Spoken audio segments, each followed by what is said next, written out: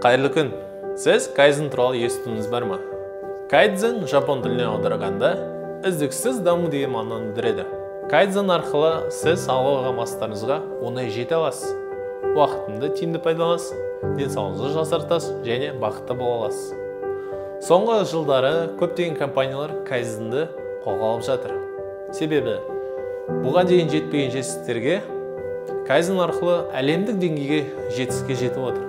Мысал ретінде Toyota заводы алғаш рет тігін машинасынан бастап үлкен космос аппараттарын шығаратын компанияға дейін айналып жатыр.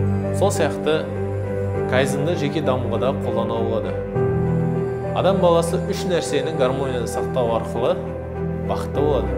Бұл дене, жан және сана.